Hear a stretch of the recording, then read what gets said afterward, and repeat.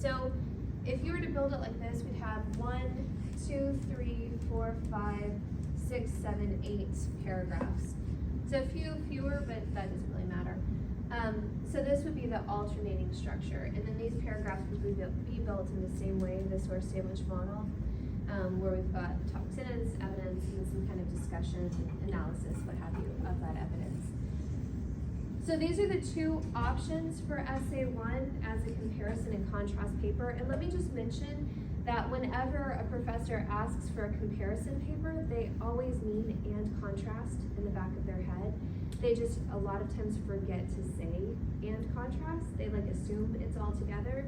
And I've had a lot of students that were really frustrated because they didn't get a good grade on a paper because the professor is like, well, you're not being very critical or analytical because you didn't look at differences too. And the student's like, well, you didn't know me to, right? And it's a mistaken communication. So whenever someone says comparison to you, they also mean contrast, also do both. And so you're always looking for both of those when you're looking at these structures. Any questions about this or what we're doing for essay 1? So we're writing about rhetorical appeals.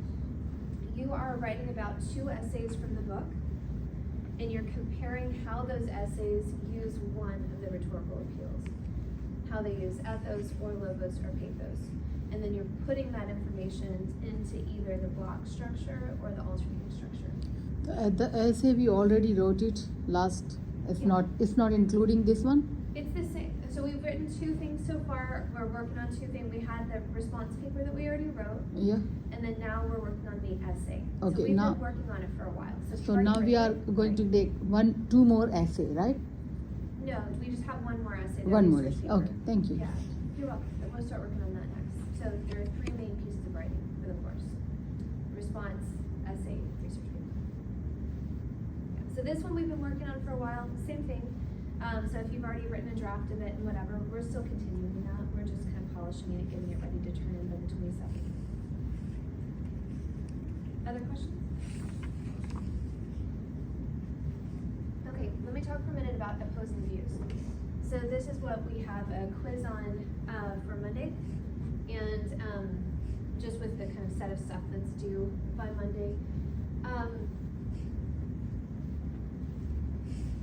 I just want to talk about it as a concept, when you use it and for what purpose. So we're going to see this a lot more as we get into the research. We'll start looking at research for the research paper next week, and that's why I'm kind of preparing you to think this way. But one thing that you'll find a big difference between writing at the undergrad level and then writing as you get into a more advanced level, and then what we'll start to see in the research databases is the use of opposing views. It's a big difference. So typically students who are writing, especially if they're new to writing research papers, they'll kind of skip over opposing views. They won't really pay attention to things that disagree with them. They'll just focus on building their argument. And what you'll notice is that's not what professional writers do. What professional writers do is they hone in on that thing that people are going to disagree with, and they use that as a point to show why they are building their argument the way that they are. Because what they find is, like, to get published, like, you can't just be like, well, yeah, I'm making the same argument they did. You should publish me. People will be like, why? Well, if it's already been made and it's already been published, why am I going to publish you, right?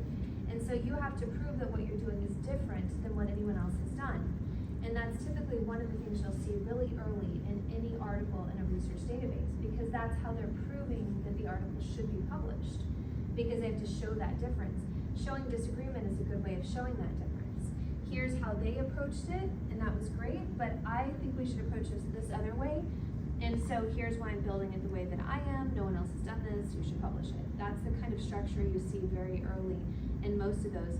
So once you know that that's the expectation in more advanced writing, there are 2 things. First of all, you know to look for it, and you know as you're reading articles in research databases that that's part of what you'll see is first, some kind of argument they're making, and then why they're making it. Oh, because these other people were not doing it, and so they're going to do something different. That's a requirement to get published. So you'll see how they're doing that. Also, that's something that you can use.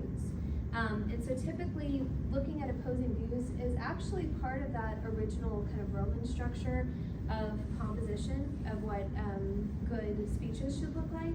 and it actually has its own term and everything in Latin.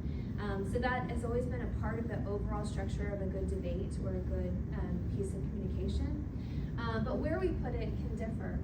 So typically, if you've got your regular structure of like an intro, and then body paragraphs, etc., and then a conclusion. Typically, looking at opposing views is going to come in a paragraph that you insert in front of